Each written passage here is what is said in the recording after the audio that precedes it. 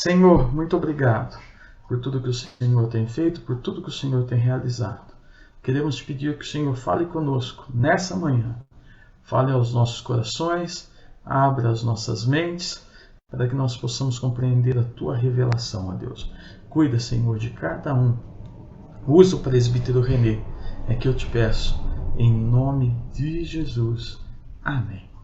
Renê, contigo, Deus abençoe.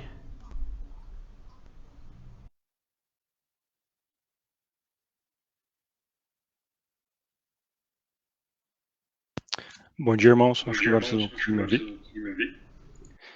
Deixa eu só ajustar aqui, colocar a minha tela. Que hoje, além da aula, eu também estou cuidando da transmissão. Agora sim. Bom dia a todos. Espero que todos estejam bem, com saúde. E continuando a série que a gente começou há 2 domingos atrás com o Diego, a gente está falando sobre as obras da carne e os frutos do Espírito. E a nossa lição de hoje vai tratar sobre um tema bastante complicado, bastante presente no nosso dia a dia, bastante difícil de lidar no nosso dia a dia, que é a idolatria. O pastor já orou e eu faço dele as minhas palavras. Eu espero que a palavra realmente toque os nossos corações e que ela faça a obra dela e que a gente possa refletir um pouco sobre se existem ou não alguns ídolos da nossa vida e como que a gente deve tratá-los, ok? Então, para a gente fazer esse estudo hoje, eu gostaria de propor um itinerário para a gente seguir. E a ideia é que a gente trate desse tema sobre uma perspectiva, eu diria, bastante reformada, olhando sobre criação, queda e redenção. Então, eu queria primeiro que a gente refletisse sobre a criação do homem e a gente entendesse um pouquinho mais por que a gente adora. E depois a gente trata da queda do homem e a gente coloca a idolatria dentro dessa queda e entende o que é idolatria, o que é um ídolo e os efeitos dela.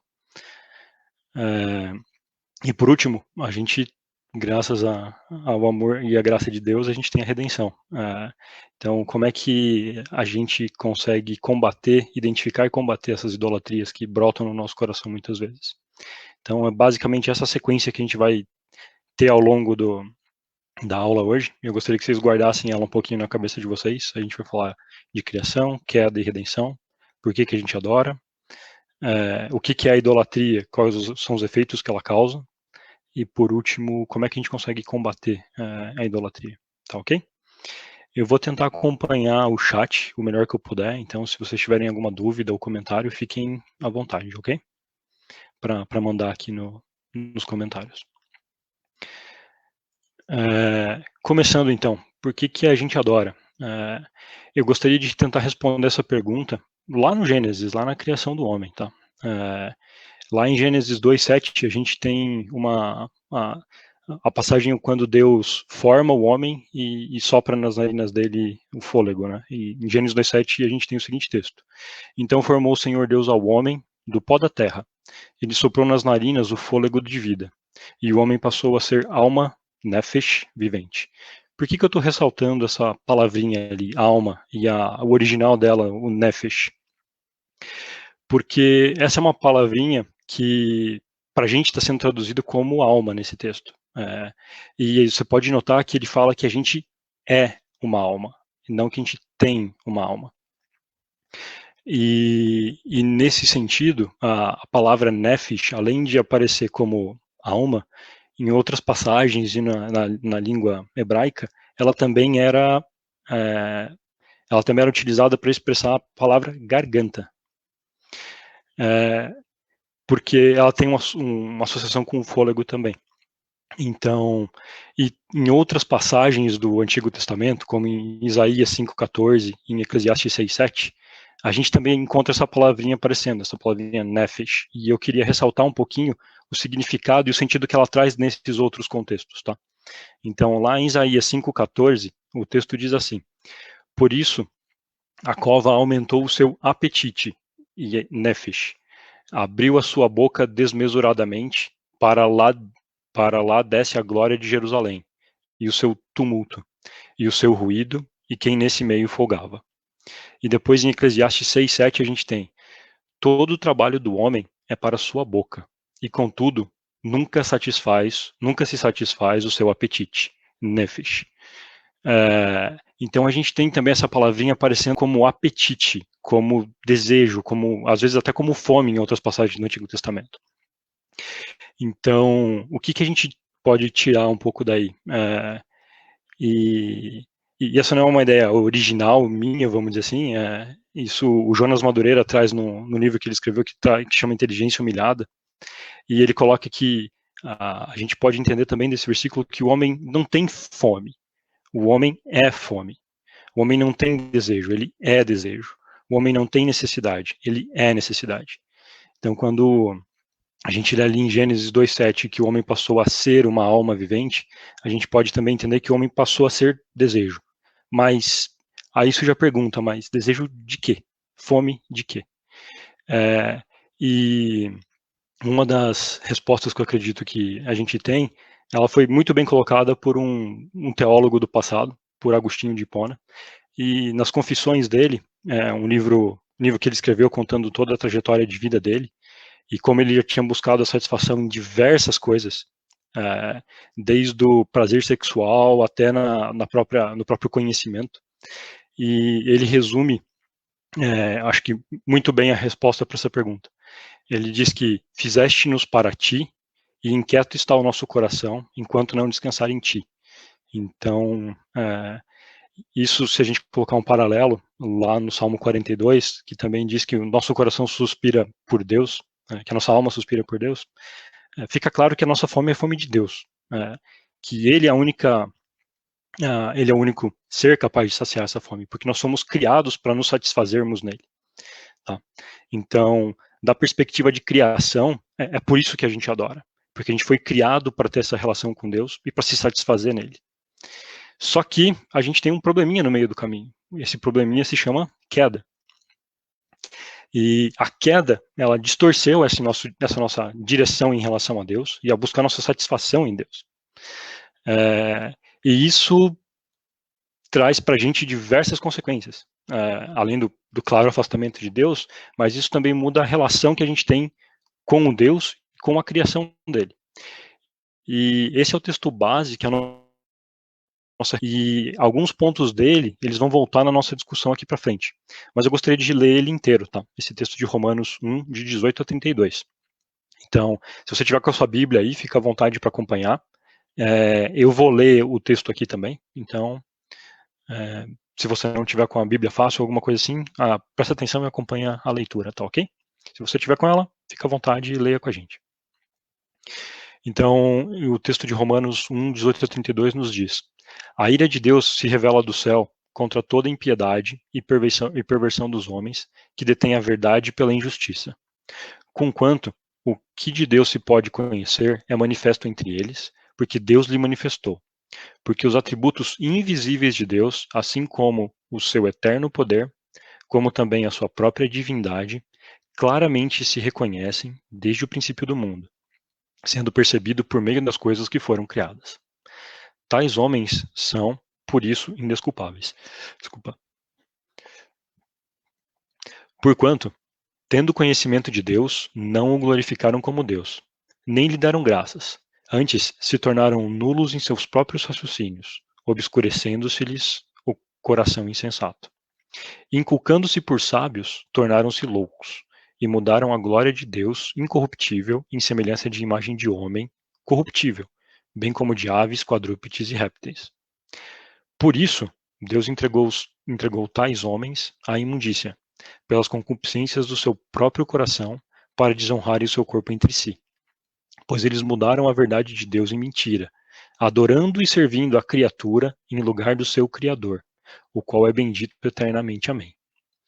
E esse aqui é importante para a gente lembrar depois. Pois mudaram a verdade de Deus em mentira, adorando e servindo a criatura em lugar do seu Criador. Continuando, por causa disso, os entregou às paixões infames, porque até as mulheres mudaram o modo natural de suas relações íntimas por outro, contrário à natureza, Semelhantemente, os homens também, deixando o contato natural da mulher, se inflamaram mutuamente em sua sensualidade, cometendo torpeza homens com homens, e recebendo em si mesmos a merecida punição do seu erro. E por havendo desprezado o conhecimento de Deus, o próprio Deus os entregou a uma disposição mental reprovável, para praticarem coisas inconvenientes, cheios de toda injustiça, malícia, avareza e maldade, possuídos de inveja, homicídio, contenda, dolo e malignidade, sendo difamadores, caluniadores, aborrecidos de Deus, insolentes, soberbos, presunçosos, inventores de males, desobedientes aos pais, insensatos, pérfidos, sem afeição natural e sem misericórdia. Ora, conhecendo eles a sentença de Deus, de que são passíveis de morte os que tais coisas praticam, não somente as fazem, mas também aprovam os que assim procedem. Então, esse é o nosso texto base, e eu queria ressaltar alguns pontos desse texto que a gente vai expandir um pouquinho na nossa conversa, tá? O primeiro deles é a questão da idolatria. Percebendo Deus, não o glorificaram.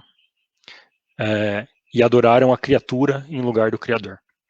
Então, o pecado fez com que dentro do coração do homem fosse colocado algum elemento da criação, parte da boa criação de Deus, e que isso se tornasse o absoluto, o novo Deus, de certa forma, um Deus com D minúsculo nesse caso. E isso passou a ser adorado.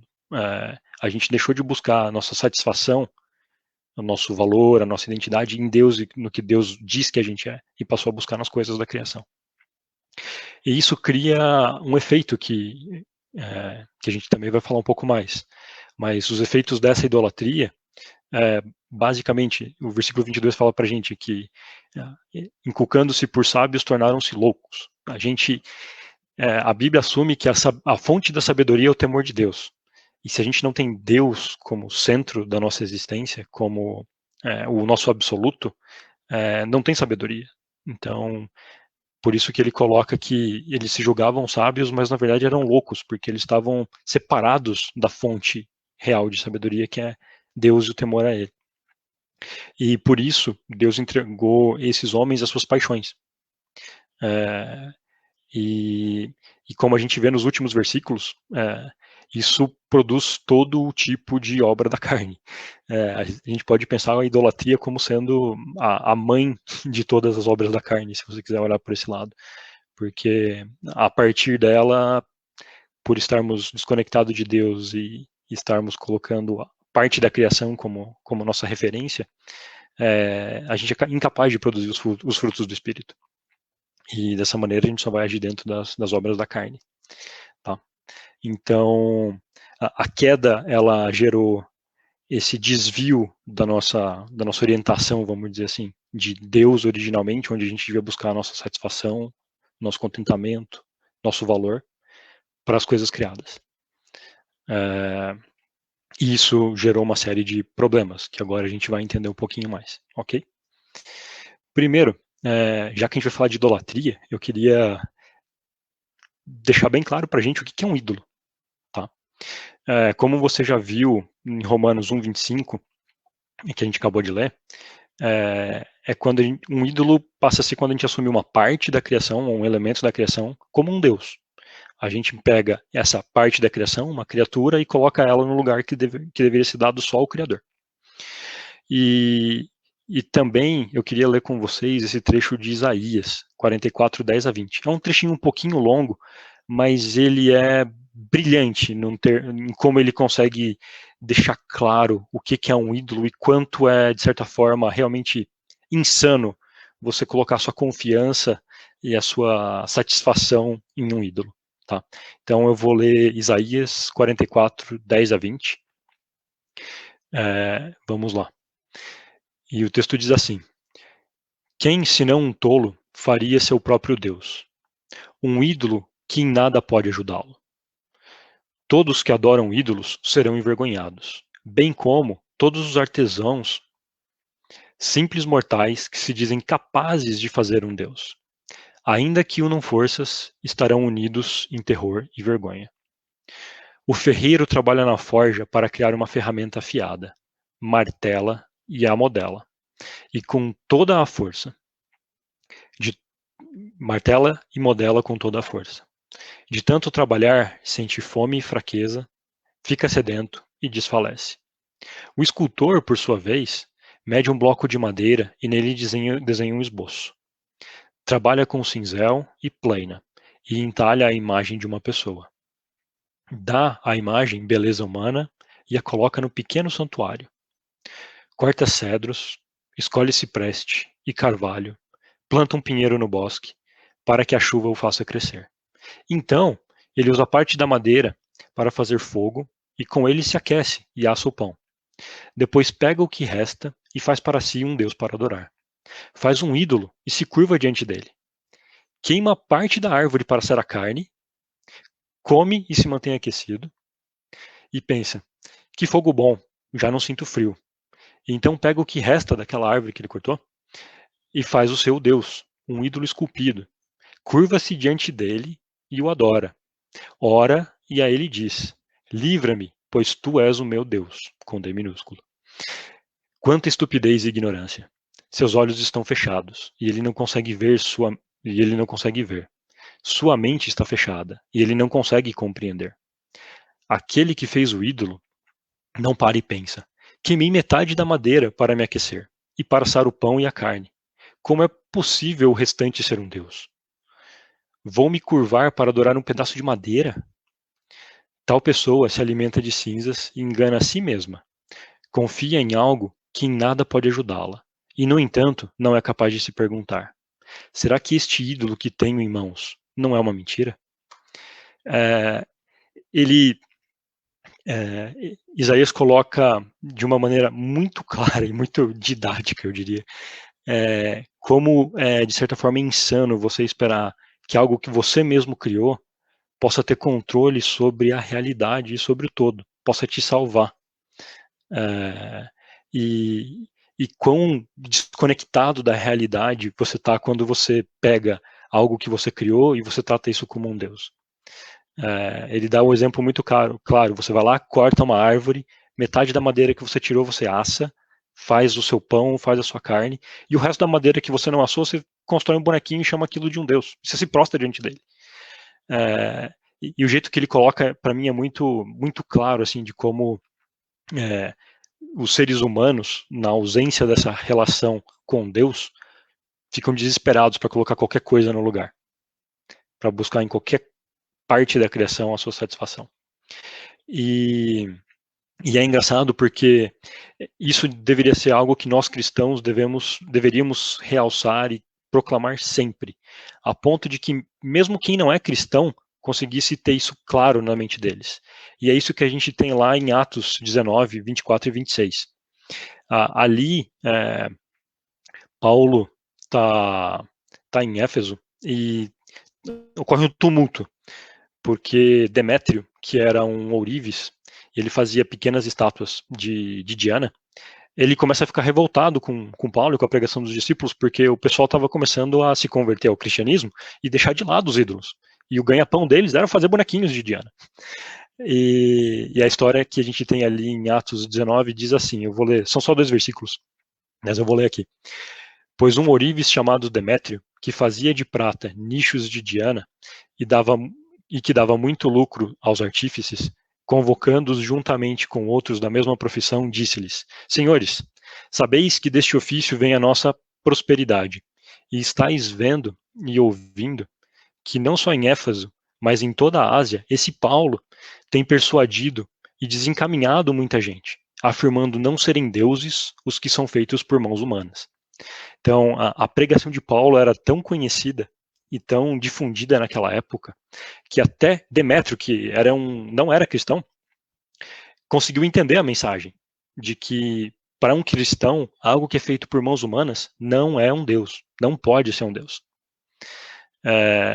E agora, com base nesses textos, você provavelmente deve estar me perguntando, tá bom, René, mas a gente já está no século XXI.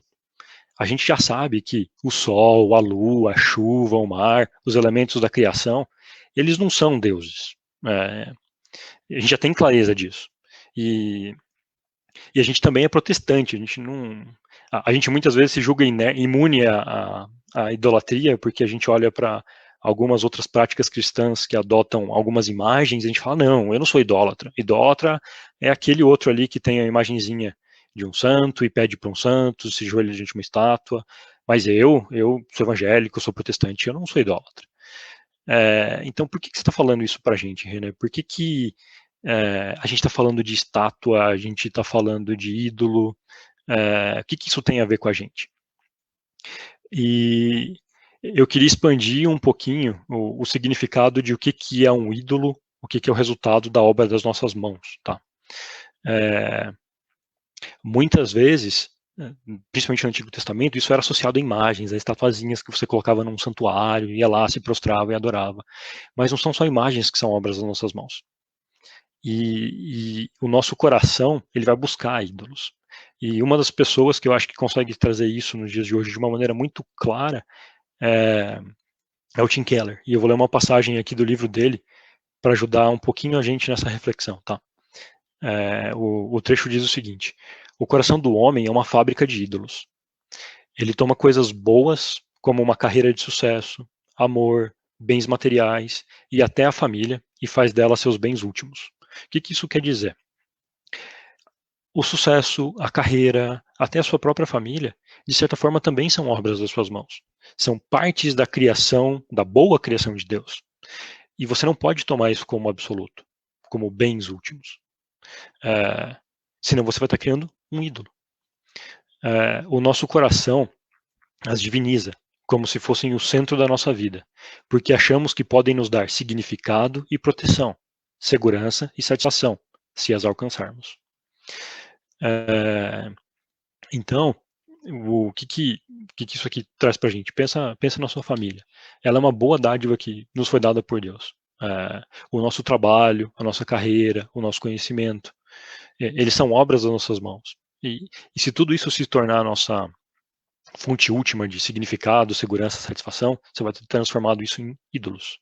Porque, como a gente viu lá no começo, na parte da criação, a gente não foi criado para se satisfazer na nossa família, ou na nossa carreira, ou no nosso sucesso, mas em Deus.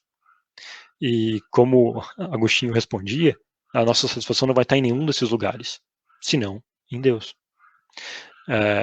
E essa imagem desse bezerro de ouro, eu achei ela bem interessante, porque ela coloca essa imagem do Antigo Testamento de um bezerro de ouro, de um ídolo, e ele coloca como se fossem os nossos ídolos modernos. Então, ali dentro você pode, espero que esteja grande o suficiente para você ler, mas tem carreira, família, dinheiro, cultura, poder, aprovação, fama, entretenimento.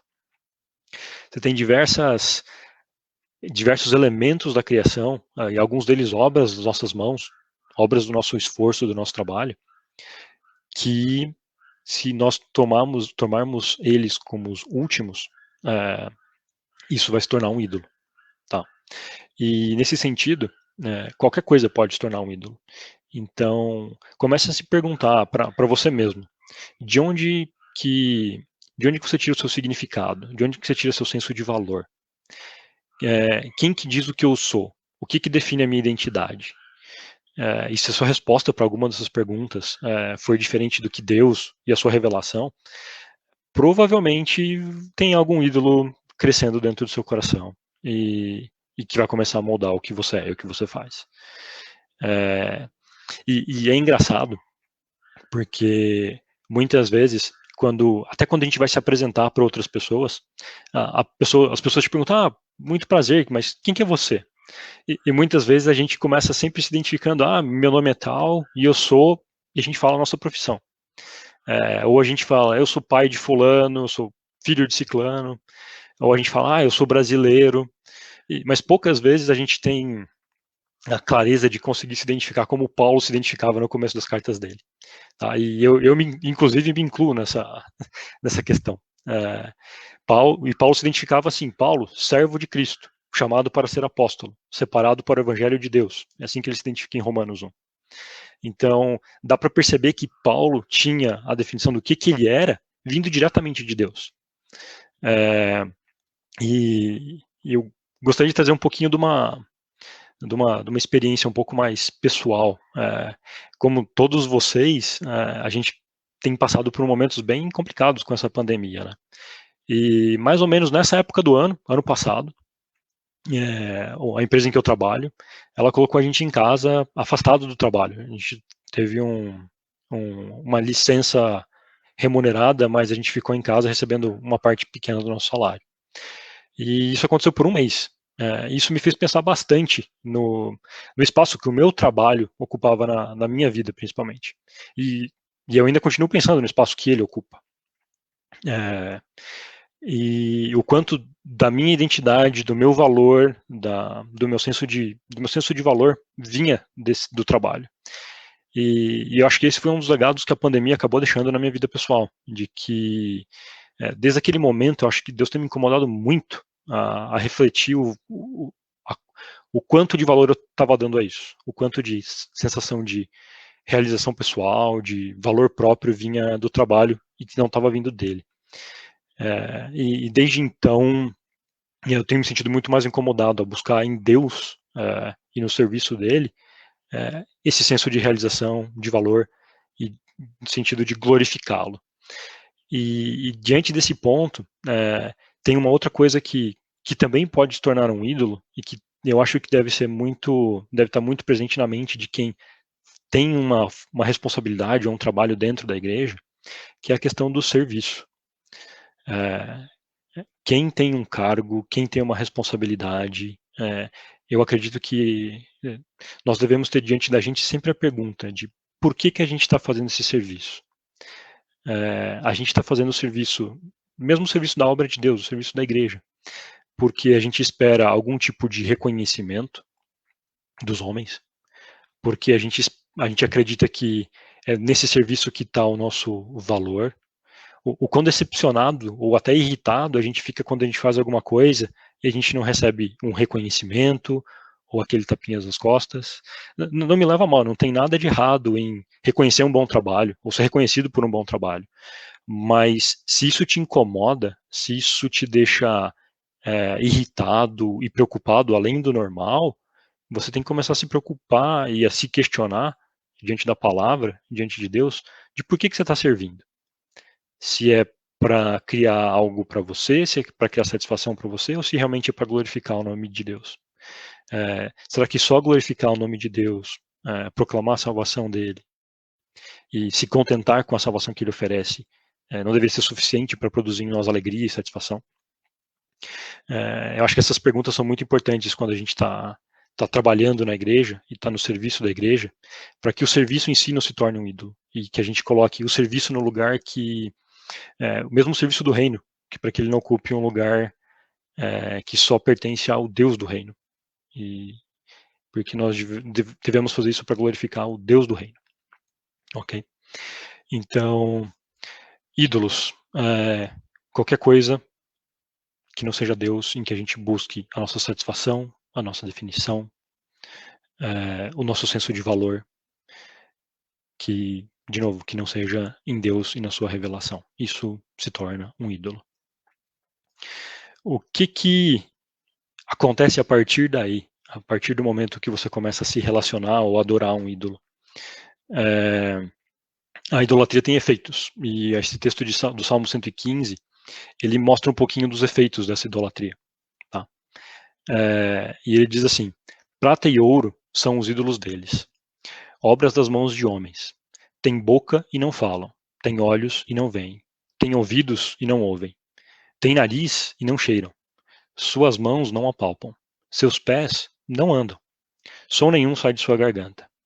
Tornem-se semelhantes a eles os que os fazem e quantos neles confiam. Então, o que esse trechinho traz para a gente? A idolatria, ela tem uma relação muito grande com a nossa identidade. E com o passar do tempo, se você tem um ídolo, você vai começar a se tornar cada vez mais parecido com ele. Assim como nós cristãos, por entregarmos nossa vida e dependermos de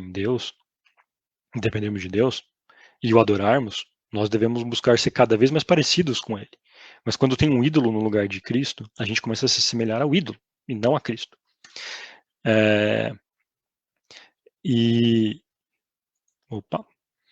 Continuando nisso, tem um trecho deste livro que chama No Alvorecer dos Deuses, do Iago Martins, que expande a ideia desse versículo, tá? E eu gostaria de ler ele com a gente também, para a gente poder refletir um pouquinho mais. Nesse salmo, a idolatria é definida em termos de confiança. De fato, nós não adoraríamos aquilo que não confiamos. Cremos que as promessas do ídolo se cumprirão e que receberemos a bênção prometida pelo falso Deus. O ídolo promete felicidade, promete que você vai se sentir bem consigo mesmo, que vai ter um senso de realização e sucesso, que realmente vai viver em paz. Enfim, os ídolos prometem coisas que apenas Deus poderia nos dar. Acreditamos na promessa de que vamos enriquecer se dermos atenção o bastante ao dinheiro, e isso só serve para nos deixar mais gananciosos. No fim das contas, por confiarmos em promessas mentirosas, nos tornamos a imagem da falsidade. Então, de novo, um ídolo nos transforma, ele muda a nossa imagem. A gente deixa de se parecer com Cristo e começa a se parecer com outra coisa. E os evangelhos estão repletos de histórias que eu acho que mostram muito bem isso no dia a dia dos judeus. E para mim o mais forte deles é na parábola do rico e do Lázaro, lá em Lucas 16. Vocês devem se recordar dela, é um texto bem conhecido. Mas lá a gente tem o rico e o Lázaro. Para e pensa. Como você sabe o nome do rico? Não sabe. A parábola não diz o nome do rico. O rico não tem uma identidade. A identidade do rico passou a ser rico. Passou a ser relacionada e definida pelo que ele dava mais valor, pelo dinheiro que ele tinha, pelo ídolo dele. Enquanto Lázaro, que significa que em Deus está o meu socorro, Deus é o meu socorro, ele tinha uma identidade, ele tinha um nome, porque o socorro dele, a confiança dele estava em Deus. Então, a idolatria, ela tira a sua identidade própria, que é dada por Deus, e coloca ela em algum elemento da criação. E é interessante como nessa parábola a gente vê os elementos do que o texto de Romanos fala, de como essa idolatria deixa a pessoa louca, deixa a pessoa sem sentido, ele compromete a sabedoria, o entendimento da pessoa. Porque depois que o rico está em tormento no inferno, ele vira para Abraão e fala: Abraão, fala para o Lázaro aí, por favor, molhar o dedo dele na língua e vir aqui aliviar o meu tormento. Manda ele descer aqui, por favor. Olha só, ele continua achando que ele tem certa autoridade ou certo domínio sobre o Lázaro, mesmo depois de ter morrido e de estar lá em tormento. Ele não chega nem a pedir para sair dali, de onde ele estava. Ele só quer que Lázaro venha e desce para ajudar ele. E no final do texto, ele ainda, de certa forma, dá a entender que ele só está lá porque ele não teve informação suficiente. Em que sentido? Ele fala: Abraão, manda Lázaro falar com a minha família lá, porque eles não sabem disso. Eles não entenderam. Eles precisam de mais informação para poderem ser salvos. E Abraão responde para ele: vocês já têm toda a informação que vocês precisavam. Vocês já têm os profetas. O que está faltando? Não está faltando nada. Não adianta Lázaro ir daqui para lá. Se eles já escutaram os profetas e não entenderam e não se converteram, eles já tiveram todas as informações. Então, a idolatria do rico perverteu e distorceu completamente o entendimento e a compreensão dele. Tá? E é isso que acontece. Porque se a gente se apega a um falso Deus e a gente coloca nele todas as nossas forças, todas as nossas esperanças, a gente não consegue deixar de satisfazê-lo.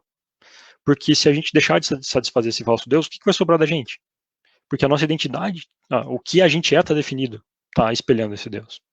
Então, se o seu trabalho se torna seu Deus, como é que você vai se sentir se você perder ele? Você vai se sentir um nada? Você vai se sentir ninguém? E pior, talvez você decida fazer de tudo que você tem ao seu alcance para manter aquele trabalho, para manter aquele dinheiro, por exemplo. E você começa a sacrificar outras coisas no altar desse Deus. Então, se o seu trabalho é o seu Deus, você vai começar a sacrificar, além da sua relação com Deus, a sua família, a sua saúde, porque o seu trabalho é o seu bem mais importante, é o seu bem último. Então, a gente tem essa relação. A gente vai ter uma dificuldade muito grande de confrontar um ídolo que a gente criou ali dentro, porque a gente vai começar a se definir e a colocar o nosso valor nele. Então, outro exemplo disso imagine que você torne seu candidato no seu Deus. Você vai ter que defender ele de tudo e de todos. Porque se é nele que está a sua esperança para a redenção da sua cidade, do seu estado, do seu país, você vai começar a defender esse candidato com cada vez mais facilidade e com menos senso crítico. As opiniões e os discursos desse candidato vão cada vez mais começar a se alinhar com as suas. E com o tempo você vai ser incapaz de confrontar ele. Afinal, como é que você vai confrontar ele se é nele que está todas as esperanças que você tem? Como é que você vai confrontar ele se você tornou ele num Deus, com D minúsculo? Tá? E aqui eu gostaria de tratar um assunto que tem gerado muita divisão e dificuldade nos nossos dias, dentro da igreja como um todo, tá? Que é a política. E eu queria usar algumas reflexões que esse livro traz, que relacionam a política com idolatria.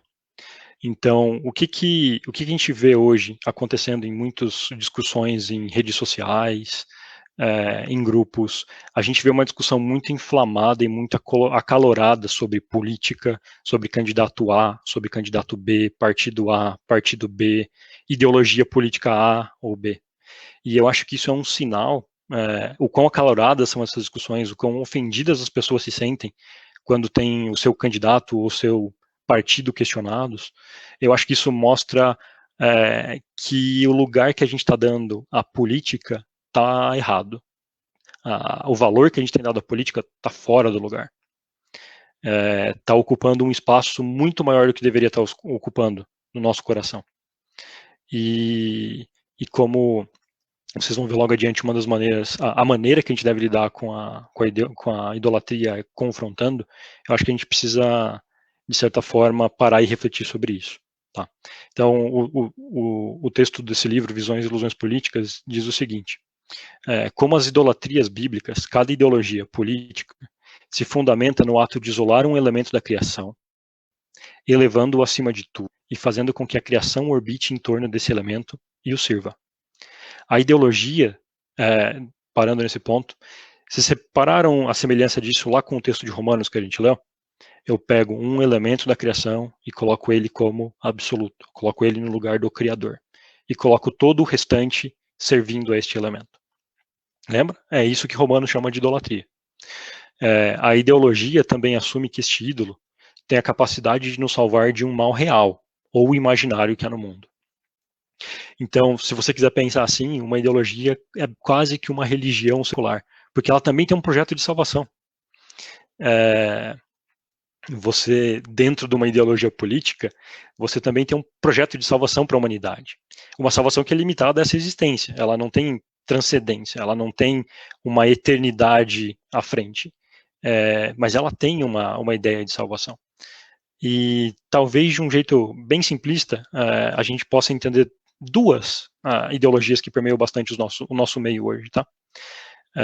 De um jeito bem simples para a gente poder relacionar isso com a idolatria. Se a gente pensar no socialismo, por exemplo, o socialismo tem como Deus a economia. Ele mede o valor do homem com base nas posses que ele tem. E para ele, o pecado é o acúmulo dessa riqueza, ou como eles dizem, né, o capital. E o plano de salvação do socialismo é uma revolução para acabar com o capitalismo e garantir a igualdade da distribuição de recursos entre todos os seres humanos. Eles têm a esperança deles na revolução. Você percebe como é um discurso religioso? Você tem um Deus colocado ali. A gente tem também o liberalismo. O liberalismo, nessa ideologia política, que que também está presente nos nossos partidos e nos nossos governantes hoje, em alguns deles, nessa visão política, o Deus é um indivíduo e a sua liberdade. E o pecado e o mal é qualquer forma ou qualquer limite que seja imposto a essa individualidade ou essa livre escolha do indivíduo. E o plano de salvação do liberalismo é abolir qualquer tipo de controle ou restrição sobre essas liberdades, para que o homem possa exercer todas elas de maneira livre, mesmo que isso signifique que o bem comum seja sacrificado. E por que eu estou falando aqui de política, tá? Tudo isso deve lembrar a gente que a nossa lealdade, o nosso senso de valor, a nossa identidade deve estar em Deus e na sua palavra, e não em ideologias políticas, em plataformas partidárias ou em candidatos. A gente deve sim participar e se engajar numa discussão política, mas a gente não pode, e nisso a gente muitas vezes tem que decidir entre um partido A ou B, ou um candidato A ou um candidato B, mas isso não pode de maneira nenhuma determinar uma lealdade absoluta. Tá? O nosso voto num candidato A ou B não deve de maneira nenhuma ser tomado pela gente como um compromisso ilimitado com aquele candidato, com aquele partido, com aquela ideologia. A gente tem que ter também generosidade quando a gente olha para o nosso irmão e vê que ele tomou uma decisão diferente da nossa numa situação política. Ninguém ali teve completa liberdade para escolher o candidato A ou o candidato B. A gente teve que escolher o que tinha à nossa frente. E a gente não pode também julgar aquele irmão simplesmente pelo voto dele. Por quê? Tá? Porque se a gente se define pelo nosso voto ou pelo nosso apoio a um candidato, a gente vai ser incapaz de confrontá-lo. E como... deixa eu só pegar minha nota de volta. E a gente tem um chamado profético, no sentido, se a gente voltar lá no Antigo Testamento, o que os profetas faziam era o seguinte: eles iam diante do rei, trazendo a palavra e a revelação de Deus, e falando: rei, você está errado aqui. Isso aqui não está conforme o que Deus estabelece.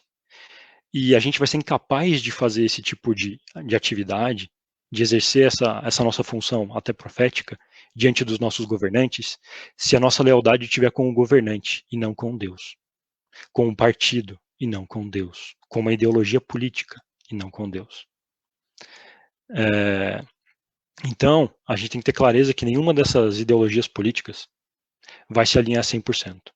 E a gente só vai ser capaz de apontar o que está certo e o que está errado se a nossa lealdade estiver com Deus, acima de tudo.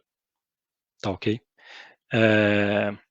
E meu último ponto sobre política aqui vamos lembrar que nós somos embaixadores de uma outra nação, de uma nação santa, eterna, e que o nosso rei, o nosso Deus, ele é soberano sobre todas as coisas, e que ele vai voltar para restaurar essa criação. E é a imagem desse rei eterno, que realmente governa sobre todas as coisas, que virá restaurar a criação, que a gente deve refletir. E não a imagem de um governante terreno. Tá? É só assim que a gente vai ser capaz de agir como profetas no nosso tempo, apontar o que precisa ser apontado, para que a gente possa fazer esse papel profético dentro do nosso tempo e agir de maneira responsável como cristãos na nossa sociedade, mantendo a nossa lealdade e a nossa identidade e o nosso valor em Deus. Tá ok? Então, se você tem muitas discussões acaloradas sobre política, reflita sobre isso e veja aonde está o valor disso no seu coração, tá joia? Continuando, para a gente combater uma idolatria, então, a gente precisa ser capaz de identificá-la. E como é que a gente é capaz de identificar algo, identificar uma idolatria? Eu vou trazer um outro pedaço do livro do Iago aqui, que eu acho que mostra bem esse como. Tá? Ele diz assim: quando você olha no espelho, o que você vê? Quem você se tornou ao longo dos anos?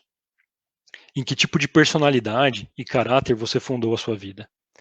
Apesar dos erros, pecados e falhas, devemos estar cada vez mais sendo formados à imagem do Senhor. Precisamos olhar para a espada da palavra e observar com cuidado o que sangra quando somos feridos por ela.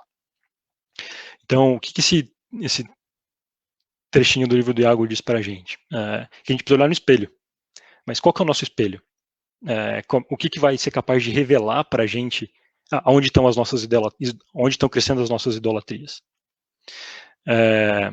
E eu queria tratar disso, deixar isso claro no texto de Hebreus 4, 12 e 13, na verdade, que diz assim: porque a palavra de Deus é viva e eficaz, e mais cortante do que qualquer espada de 2 gumes, e penetra até o ponto de dividir alma e espírito, juntas e medulas, e é apta para discernir os pensamentos e os propósitos do coração, e não há criatura que não seja manifesta na sua presença. Pelo contrário, todas as coisas estarão descobertas e patentes aos olhos daquele a quem temos de prestar contas. Então, o que a gente tem aqui? Olhe para o teu coração, olhe para as tuas paixões, olhe para o que te motiva, para o que diz que você é. Coloque isso diante da palavra. Isso tá alinhado com a palavra ou não? Mais na frente a gente vai falar sobre os frutos do Espírito, certo? Se compare com a palavra. Quais são os frutos que você está produzindo? Você identifica na sua vida mais frutos ou mais obras da carne? Assim você vai conseguir ter uma medida e começar a identificar talvez ídolos que o seu coração esteja levantando. Tá? E o outro jeito é através de simplesmente orarmos e nos colocarmos diante de Deus e pedirmos que Ele esquadrinhe o nosso coração. E a gente tem isso lá no Salmo 139, nos versículos 23 e 24, em que o salmista diz: sonda-me, ó Deus, e conhece o meu coração. Prova-me e conhece os meus pensamentos. Vê se há em mim algum caminho mau e guia-me pelo caminho eterno. E eu diria que o salmista aqui é bem ousado, né? Porque a gente sabe o que tem dentro do nosso coração. E muitas vezes não é algo bonito. E o salmista vai e diz: Deus, olha aqui o meu coração. Tá aberto, dá uma olhada. Tem alguma coisa errada? Vem aqui, prova os meus pensamentos. Então, a outra maneira que a gente consegue identificar as nossas idolatrias é nos colocando diante de Deus em oração e pedindo para que Ele sonde o nosso coração. Tá? E aí, a gente parte para o seguinte: legal, a gente identificou as nossas idolatrias, a gente colocou os nossos frutos, de onde a gente tira nosso senso de valor, de onde a gente tira nossa satisfação, diante da palavra, e a gente achou isso. Mas como é que a gente trata? Como é que a gente trata e remove essas idolatrias? E aqui, eu queria trazer, irmão, só uma coisa, eu vou precisar trazer a minha tela de novo, só um instantinho.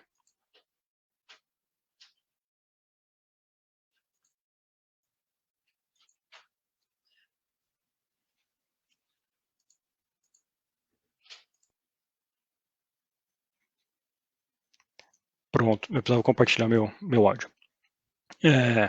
Uma das imagens que eu tenho, que eu acredito que mais conseguem mostrar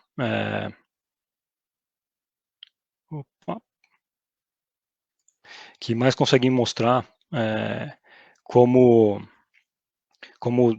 Deus é capaz de nos libertar dessas idolatrias, ela vem de uma história infantil, de um livrinho que chama As Crônicas de Nárnia. Não sei se alguém aqui já assistiu os filmes ou conhece, esse livrinho aqui escrito pelo C.S. Lewis. E em um dos livros, ele conta, para quem não conhece Nárnia é um mundo fantástico, em que criado por um leão, e esse leão, inclusive, se sacrifica para salvar a criação deste mundo. Então, qualquer semelhança que a gente tem com Cristo e com a história do Evangelho, não é mera coincidência. Lewis queria trazer um pouco disso para a gente, tá? Um pouco desses valores cristãos numa historinha acessível para crianças. E em um dos livros, que se chama A Viagem do Peregrino da Alvorada, que é esse livro que eu mostrei, a gente tem um personagem que se chama Eustáquio. E nesse livro, o Eustáquio era um menino muito mal educado, que só se preocupava com ele mesmo e com os próprios interesses dele. E ele se transforma, isso transforma ele ao longo do livro, ele vira um dragão. E a história narra o encontro dele com Aslan. E eu queria passar um videozinho que resume tem 3 minutos, que resume essa interação do Eustáquio com Aslan, e mostra como é que a idolatria pode mudar a nossa imagem, e como é que apenas a ação de Cristo é capaz de reverter essa mudança.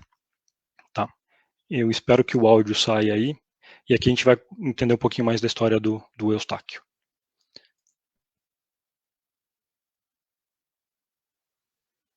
Durante a viagem no barco, podemos perceber a má conduta de Eustáquio. Ele é desrespeitoso com Caspian, implica com Hip-Chip e não quer fazer nada para ajudar os outros. Ele é um menino que só pensa nos próprios interesses, não pensa no bem dos demais. É murmurador e acredita estar sempre certo, ou seja, é um completo idiota. Porém, em uma das ilhas que o peregrino da Alvorada para, Eustáquio se dispersa do grupo propositalmente e acaba indo parar numa caverna com um imenso tesouro guardada por um dragão. Qualquer um que tenha lido O Hobbit de Tolkien, ou até mesmo Shrek, ou qualquer história clássica de fadas, sabe que dragões guardam seus tesouros com uma ganância imensa. A educação que recebera dos pais fez Eustáquio ver contos e fábulas como coisas supérfluas. Por causa disso, ele não imaginava o perigo que corria. Então, tomado pela ganância e pela vantagem que poderia tirar de ter tesouros naquele país, Eustáquio começa a encher os bolsos com o que pode das riquezas. Porém, depois de dormir na caverna, ele percebe que se transformou em um dragão. E por mais que tentasse, não tinha expectativa de voltar a ser um garoto. Somente quando encontra com Aslan é que a transformação é revertida. O próprio Eustáquio dá um belíssimo testemunho contando para Edmundo de como foi esse encontro e de como ele pôde voltar a ser uma criança depois de encontrar com Aslan. Nunca tinha visto água tão clara e achei que se me banhasse ali, talvez passasse a dor na pata. Mas o leão me disse para tirar a roupa primeiro. Para dizer a verdade, não sei se falou em voz alta ou não. Ia responder que não tinha roupa, quando me lembrei que os dragões são, de certo modo, parecido com as serpentes, e estas largam a pele. Sem dúvida alguma, é o que ele quer, pensei. Assim, comecei a esfregar-me e as escamas começaram a cair de todos os lados. Raspei ainda mais fundo e, em vez de caírem as escamas, começou a cair a pele toda, inteirinha, como depois de uma doença ou como a casca de uma banana. Num minuto ou dois, fiquei sem pele. Estava lá no chão, meio repugnante. Era uma sensação maravilhosa. Comecei a descer a fonte para o banho. Quando ia enfiando os pés na água, vi que estavam rugosos e cheios de escamas como antes. Está bem? Pensei. Estou vendo que tenho outra camada debaixo da primeira e também tenho de tirá-la. Esfreguei-me de novo no chão e mais uma vez a pele se deslocou e saiu. Deixei-a então ao lado da outra e desci de novo para o banho. E mais à frente ele continuou dizendo. E aí aconteceu exatamente a mesma coisa. Pensava, Deus do céu, quantas peles terei de despir? Como estava louco para molhar a pata, esfreguei-me pela terceira vez e tirei uma terceira pele, mas ao olhar-me na água, vi que estava na mesma. Então o leão me disse, mas não sei se falou, eu tiro a sua pele. Tinha muito medo daquelas garras, mas, ao mesmo tempo, estava louco para ver-me livre daquilo. Por isso me deitei de costas e deixei que ele tirasse a minha pele. A primeira unhada que me deu foi tão funda que julguei ter me atingido o coração. Quando começou a tirar minha pele, senti a pior dor da minha vida. A única coisa que me fazia aguentar era o prazer de sentir que me tirava a pele. É como quem tira um espinho de lugar dolorido. Dói pra valer, mas é bom ver o espinho sair. E ele continua. Tirou-me aquela coisa horrível, como eu achava que tinha feito das outras vezes. E lá estava ela sobre a relva, muito mais dura e escura do que as outras. E ali estava eu também, macio e delicado como um frango depenado, e muito menor do que antes. Nessa altura, agarrou-me.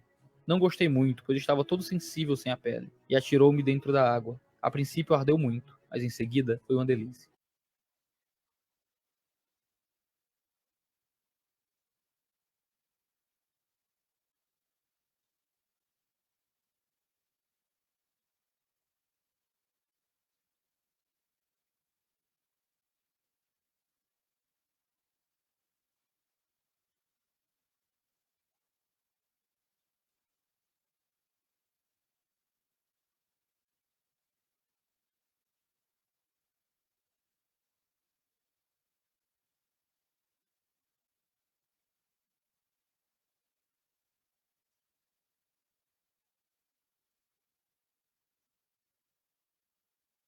Opa, obrigado pessoal, esqueci de tirar o mudo aqui. Então, perdão. Essa ilustração do livro, do livro da história do Crônicas de Nárnia, ela mostra pra gente que muita gente tenta se despir dos nossos ídolos, mas a gente não consegue. E o quanto a gente depende de Deus para se despir. quando a gente depende de Cristo vir e tirar, derrubar esses ídolos que estão no nosso coração e ocupar de verdade o lugar que é dele. Então a gente depende de Cristo nisso. Então, resumindo e já partindo para a conclusão aqui, como é que a gente consegue restaurar essa nossa imagem? De novo, se olhe no espelho, se compare com a palavra. Segundo, em oração, coloque seu coração diante de Deus. Entregue-se a Ele e deixe que Ele mude o seu coração. Assim como a gente viu o Aslan arrancando a pele de dragão, que tinha transformado o menino em um dragão, deixe Cristo agir no teu coração e ocupar o lugar dele, porque só Ele pode tirar essa outra pele que os ídolos estão tentando te transformar. E tem um ponto que muitas vezes, quando a gente fala de idolatria, as pessoas às vezes têm uma preocupação. Se eu devo amar a Deus acima de tudo, elas começam a pensar, então eu não posso amar mais nada, porque eu só posso amar a Deus. E aí, o que a gente tem que entender Deus não fala pra gente que a gente não pode amar nada, que a gente não pode desejar nada, mas tudo isso tem que ser relativo em relação a Deus. Deus tem que ser o absoluto. Então você pode sim amar a sua família, você deve amar a sua família, sua esposa, seus filhos, seu trabalho, mas nada disso pode ocupar o lugar de Deus. Então você deve amar mais a Deus do que as outras coisas. E eu queria fazer uma recapitulação geral da lição para a gente encerrar. Tá? Então, começando de novo lá da criação, por que a gente adora? Porque a gente foi criado para ser faminto e sedento, sermos desejosos de Deus. A nossa satisfação plena só está em Deus. A queda corrompe isso e surge a idolatria. E esse direcionamento que a gente tinha a se satisfazer em Deus, ele é redirecionado para coisas da criação, que não conseguem satisfazer a gente. Qual que é o efeito disso na nossa vida? É que quando a gente adora ídolos, a gente deixa o temor do Senhor de lado e a gente começa a se assemelhar aos ídolos que a gente adora. E isso traz um problema enorme. E como é que a gente consegue se livrar dessa idolatria? Primeiro, de novo, os últimos 3 pontos. Se olhe no espelho. Se compare com a palavra, coloque seu coração diante de Deus em oração. Entregue-se a Cristo, que só Ele é capaz de mudar e realmente ocupar o lugar devido no seu coração. E ame as coisas criadas, mas ame acima de tudo o Deus que criou todas as coisas. E que a esse Deus que a imagem do Deus invisível seja dada toda a glória. E, por fim, eu gostaria de recomendar para os irmãos, caso vocês queiram estudar, ou se aprofundar, ou ler um pouco mais sobre isso nas vidas devocionais de vocês, 3 livros que me foram bem úteis durante essa preparação. O primeiro deles é do Tim Keller, chama Deuses Falsos. O segundo, do Iago Martins, No Alvorecer dos Deuses. São 2 leituras bem fáceis e acessíveis. E se você está preocupado com política e tudo mais, eu recomendo bastante o livro do David Koyzis, Visões e Ilusões Políticas. E o subtítulo dele é bem legal, Uma Análise e Crítica Cristã das Ideologias Contemporâneas. Então, eu espero que a palavra tenha edificado a vida de vocês e que nos ajude, eu me incluo nisso também, a identificar os ídolos que tentam crescer no nosso coração. E que com isso a gente possa realmente dedicar toda a glória e toda a honra a Deus, ao Deus que merece e que nele está toda a nossa satisfação. Amém? Deixa eu tirar isso daqui. Deixa eu trazer o pastor. Renê, brigadão pela explicação de hoje. É interessante, né, que você entrou no campo de política, mas nós temos uma outra questão que é a adoração religiosa, né? Muitas das vezes a gente defende a nossa denominação como se a nossa denominação fosse a única certa e a única correta. Você estava falando e eu estava pensando aqui. Quem que vai entrar no céu? Os calvinistas ou os armenianos? Que são os 2 sistemas de doutrinas básicos que a gente tem. E aí? Vou entrar os crentes, pastor. Aqueles que confiarem em Deus e que nele tiverem a sua satisfação e a sua esperança. Na verdade, vão entrar aqueles que foram comprados pelo sangue do Cordeiro, né?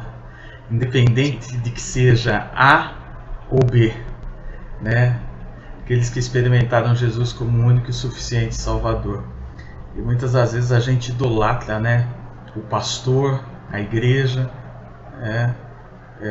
coisas erradas que a gente está se perdendo aí no meio do caminho. Que Deus te abençoe, muito boa aula, aprendizado fantástico. A gente tem conversado muito, né, os professores da escola dominical, temos lido alguns livros em comum para a gente preparar as aulas, né? E a indicação aí do Iago, do Tim Keller são fantásticas. Vale a pena você investir. E são livros baratos. A Amazon está vendendo esses livros, R$20, 20 e poucos reais. Você consegue comprar pela Amazon ou Livraria Família Cristã. São dois lugares baratos, onde os livros estão aí com 50%, 70% de desconto, né, e chega na tua casa tranquilo. Então, um investimento que vale a pena a gente fazer. Tá? René, ora pra gente, por favor. Senhor Deus e Pai, diante do Senhor nós nos colocamos agora, e diante de tudo que a Tua Palavra falou aos nossos corações, eu venho te pedir que o Senhor prove os nossos corações, prove os nossos pensamentos, as nossas motivações, e que o Senhor nos ajude a identificar, Senhor, os pontos em que o nosso coração possa estar criando algum ídolo, Pai. Possa estar tentando fazer outra coisa ocupar o lugar que só pertence a Ti. Fala conosco, trabalha no nosso coração, reina no nosso coração, para que nós possamos glorificar o Seu nome dentro da igreja e fora dela também, Pai. Essa é a minha oração, em nome de Jesus. Amém.